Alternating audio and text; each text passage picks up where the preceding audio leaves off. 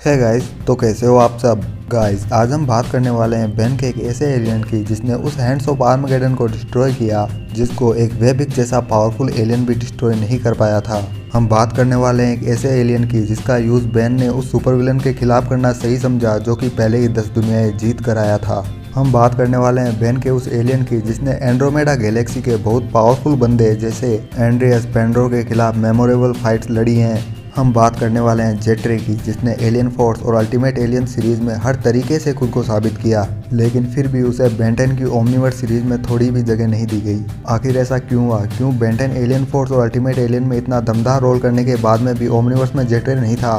तो आज की इस वीडियो में मैं आपके लिए ऐसे ही कुछ इंटरेस्टिंग टॉपिक और इन्फॉर्मेशन लेकर आया हूँ, जहाँ आज मैं आपको बहुत सारे जेट्रे से रिलेटेड फैक्ट्स बताने वाला हूँ, जिसमें आज आपको जानने को मिलेगा कि क्यों बेंटेन ओमनीवर्स सीरीज में जेट्रे को इंट्रोड्यूस नहीं करवाया गया। हम अक्सर सुनते हैं कि जेट्रे के पास में लाइटनिंग स्पीड है, लेकिन क्या सच में जेट्रे के पास में लाइटनिंग स्पीड है या फिर ये सिर्फ अफवाहें हैं? जेट्रे का जो नाम है जेट्रे, उसका क्या मतलब होता है? अगर मान लो बेंटेन ओमनीवर्स के अंदर भी जेट्रे को इंट्रोड्यूस करवाया जाता तो बेन 23 वाले जेट्रे का क्या नाम होता?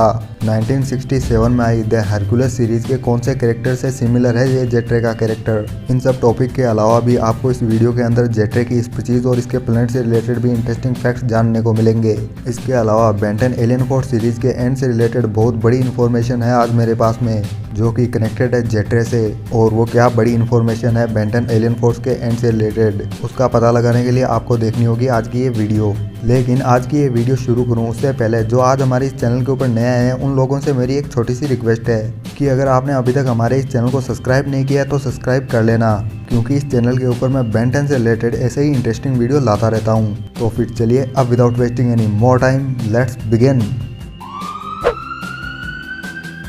तो हर बार की तरह आज भी हम सबसे पहले बात करेंगे स्पीशीज और होम प्लेनेट की। तो जेट्रे की जो स्पीशीज है उसका नाम है एरोफिबियन। ये स्पीशीज एक ऐसे प्लेनेट पर रहती है जिसका नाम है एरोपेला। जेट्रे का ये एरोपेला प्लेनेट एक ऐसा प्लेनेट है जो कि पानी से पूरा घिरा हुआ है। बोले तो इस पूरे प्लेनेट के ऊपर पानी ही पानी है। जमीन के नाम पर यहाँ पानी के बीच में कुछ चट्टानें हैं। जैसा कि मैंने अभी आपको बताया कि इस पूरे प्लेनेट के ऊपर पानी ही पानी है, इसलिए यहाँ पे बारिश, तूफान, सुनामी जैसी प्राकृतिक आपदाएं आती रहती है। लेकिन इन सभी प्राकृतिक आपदाओं के बावजूद भी इस प्लेनेट के ऊपर जो एरोफिबियन स्पीशीज रहती है उनमें से किसी को भी इन प्राकृतिक आपदाओं से कोई प्रॉब्लम नहीं होती। और जैसे जैसे ये वीडियो आगे बढ़ेगी आपको समझ में आ जाएगा कि इन सभी प्राकृतिक आपदाओं से इनको कोई प्रॉब्लम क्यों नहीं है, इसलिए बस वीडियो में बने रहना। तो जैसा कि अभी मैंने आपको बताया था कि इस प्लेनेट के ऊपर पानी ही पानी है, लेकिन उन पानी के बीच में कुछ चट्टानें भी है और उन चट्टानों के बीच में ये एरोफिबियन स्पीशीज अपने घर बना कर रखती है, जहाँ इन चट्टानों के बीच में बने घरों में ये स्पीशीज मजे से रहती है। पूरा प्लेनेट पानी से भरा होने की वजह से इस पानी के अंदर बहुत सारे समुद्री जीव भी पाए जाते हैं और उन समुद्री जीवों का शिकार करके ये स्पीशीज अपना पेट भरती है। बोले तो समुद्री जीवों को मारकर उन्हें खाकर अपनी भूख मिटाती है।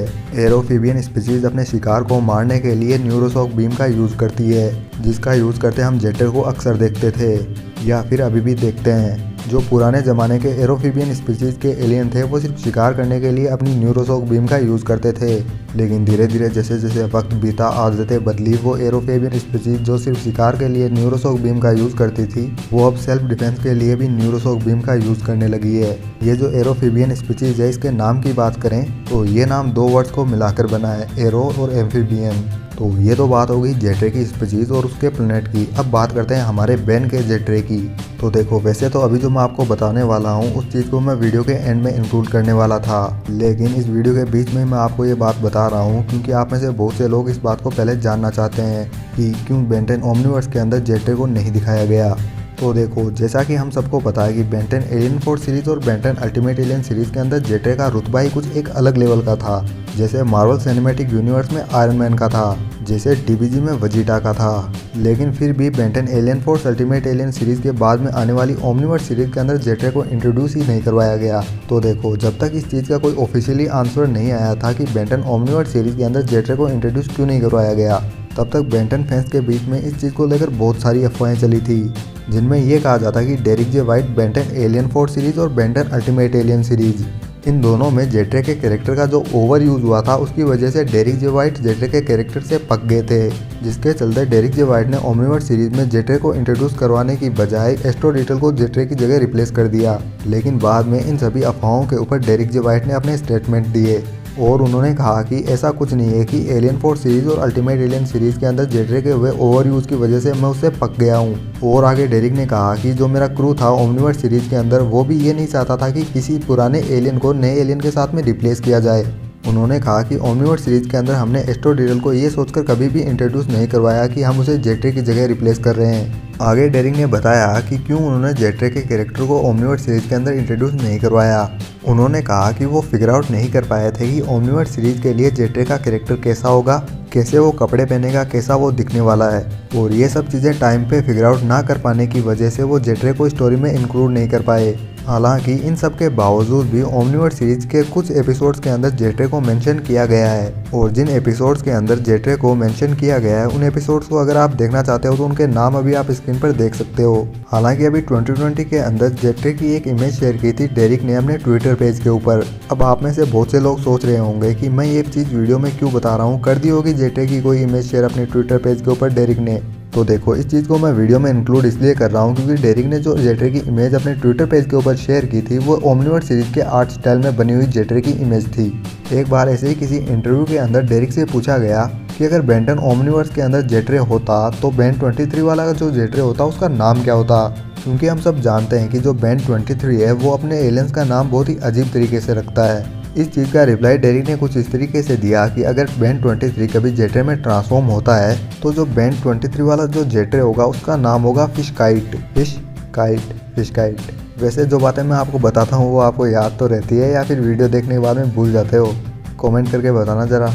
बढ़ते हैं हमारे अगले टॉपिक की तरफ। वो ये है कि क्या जेट्रे सच में लाइट की स्पीड से फ्लाई करता है? क्या सच में जेट्रे के पास में लाइटनिंग स्पीड है?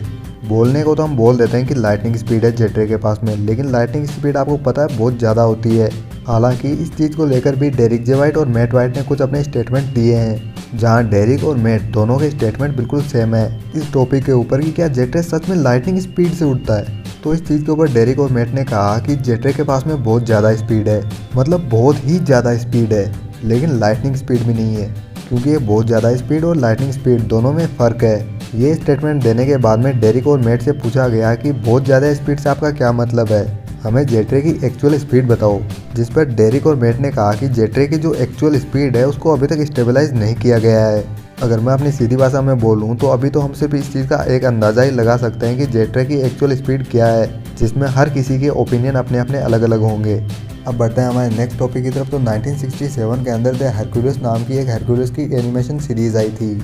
जिन लोगों ने हरक्यूलिस की वो एनिमेशन सीरीज देखी है उनको पता होगा कि उस एनिमेशन सीरीज के अंदर एक जोक नाम का ड्रैगन हुआ करता था। उस ड्रैगन से काफ़ी सिमिलर है ये जेट्रे का कैरेक्टर, क्योंकि जैसे न्यूरोशॉक बीम ब्लास्ट करता है जेट्रे अपनी टेल और अपनी आइज से, वैसे ही जोक अपनी आइज और टेल से लेजर ब्लास्ट कर सकता था। साथ ही इन दोनों के पास में फ्लाइंग एबिलिटी तो है ही। अब बात करते हैं जेट्रे के नाम की कि आखिर जेट्रे के नाम का क्या मतलब है। तो देखो, जेट्रे का नाम दो वर्ड्स को मिलाकर बना है, जेट और रे। इसमें जो जेट है वो जेट एयरक्राफ्ट के लिए है, जो कि फास्टेस्ट एयरक्राफ्ट माना जाता है या फिर माना जाता था, जो कि यहाँ पे जेट्रे की स्पीड के लिए रेफर किया गया है। और रे यहाँ पे जेट्रे की न्यूरोशॉक बीम को रेफर किया गया है। अब बात करते हैं हमारे आज के इस वीडियो के लास्ट टॉपिक की, जो कि रिलेटेड है बेंटन एलियन फोर्स सीरीज के एंड से।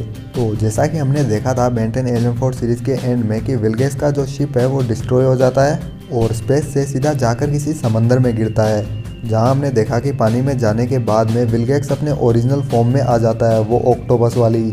जिसके बाद में एलियन फोर्स का एंड कुछ इस तरीके से था कि बेंटन एलियन फोर्स के एंड में जेट्रे और विलगेक्स की पानी के अंदर एक अनसीन फाइट होती है, जो कि हमें नहीं दिखाई जाती। हमें सिर्फ इतना दिखाया जाता है कि पानी के अंदर जोर का एक ब्लास्ट होता है और जेट्रे बाहर निकलता है पानी से और विलगेक्स पानी में नीचे डूब जाता है।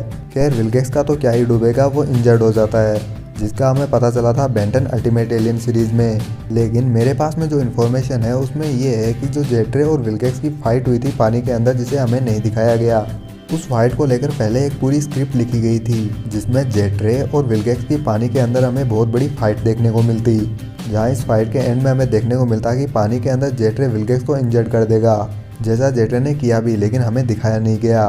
काश ये जेट्रे और विलगेक्स का अंडर वाटर बैटल हमें देखने को मिलता। हालांकि आप में से अभी कुछ लोग ये भी सोच रहे होंगे कि जेट्रे का यूज़ पानी के अंदर बेन ने क्यों किया, क्योंकि हम ये सब देखकर अब आदी हो चुके हैं कि बेन जेट्रे का यूज़ तभी करता है जब उसे कोई स्पेस मिशन करना होता है। लेकिन क्या आपको पता है कि पानी के अंदर जेट्रे स्पेस से ज़्यादा एडेप्टिव है। और यहाँ आप जेट्रे को एक वाटर टाइप एलियन भी बोल सकते हो या फिर नहीं भी बोल सकते, क्योंकि हमारे सामने जेट्रे को बेन ने रिप्रेजेंट ही इसी तरीके से किया है कि वो स्पेस मिशन कर सकता है। पर असल में जेट्रे की स्पीशीज के हिसाब से देखा जाए तो जेट्रे पानी के अंदर ज़्यादा खतरनाक है, वो जो स्पेस में फाइट करता है उसके मुकाबले। तो फिर चलिए गाइस, आज के लिए बस इतना ही। अगर वीडियो यहाँ तक देखी है तो इस वीडियो को एक लाइक तो कर ही देना। बाकी इस चैनल को भी अभी तक सब्सक्राइब नहीं किया तो सब्सक्राइब कर लेना। इसके अलावा मेरे भाई के यूट्यूब चैनल को भी सब्सक्राइब कर लेना, हीरो टाउन नाम से है उसका चैनल। उस चैनल का भी लिंक आपको इसी वीडियो के डिस्क्रिप्शन में नीचे मिल जाएगा। बाकी मिलते हैं नेक्स्ट वीडियो में, तब तक के लिए जय हिंद, वंदे मातरम।